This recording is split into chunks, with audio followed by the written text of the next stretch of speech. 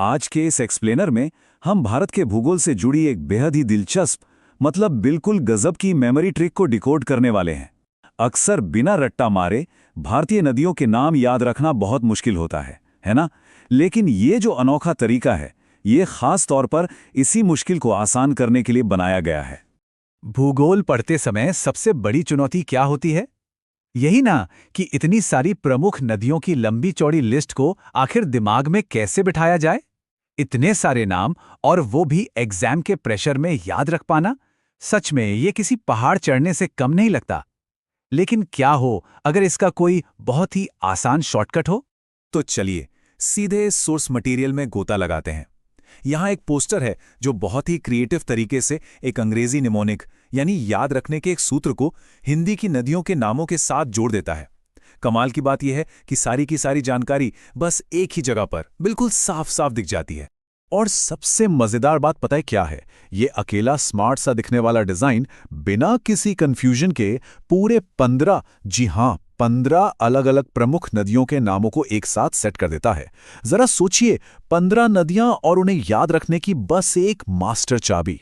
अब आते हैं असली जादू पर, वो मास्टर की जो इस पूरे सोर्स के बिल्कुल सेंटर में है, और वो है गुड नाइट अंजलि। बस सिर्फ 3 शब्दों का एक छोटा सा अंग्रेजी वाक्य, मतलब इसे याद कर लिया तो समझ लीजिए 15 नदियों के नाम अपने आप उंगलियों पर आ गए हैं। है ना कमाल? गुड शब्द का विश्लेषण। पहली 4 नदियां। चलिए इसे डिकोड करते हैं। अंग्रेजी शब्द गुड के 4 अक्षर सीधे तौर पर 4 नदियों से जुड़ते हैं। जी से गंगा नदी, फिर पहले ओ से आंगन नदी, और दूसरे ओ से ओमकारेश्वर, और आखिर में डी से दामोदर नदी।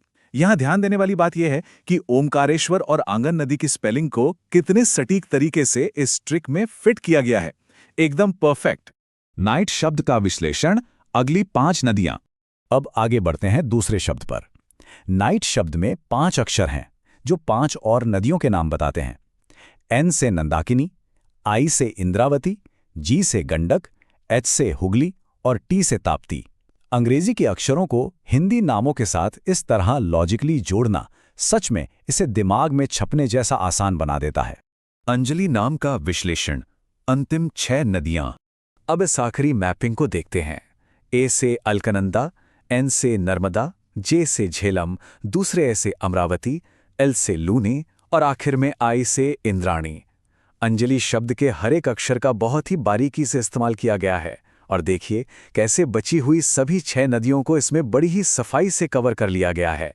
इस ट्रिक के रचयिता गोविंद सर का योगदान। ये शानदार स्टडी मटेरियल एक बात तो बिल्कुल साफ कर देता है कि सही मार्गदर्शन मिले तो पहाड़ जैसी मुश्किल चीजें भी राई बन जाती हैं।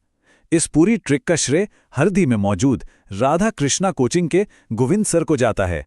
इतनी भारी भरकम जानकारी को इतने आसान और विजुअल तरीके से पेश करना, सच में उनकी ये सोच पूरी तरह से काबिले तारीफ है। तो इस पूरी ट्रिक को समझने के बाद दिमाग में एक बहुत ही दिलचस्प सवाल आता है। विजुअल चंकिंग और ऐसे ही छोटे छोटे वाक्यों का इस्तेमाल करके और कौन-कौन से मुश्किल विषयों की लंबी सूचियों को यूं चुटकियों में याद किया जा सकता है? मतलब अगर सिर्फ एक वाक्य 15 नदियां याद करवा सकता है, तो जरा सोचिए इस तरह की क्रिएटिविटी से और क्या-क्या नहीं सीखा जा सकता।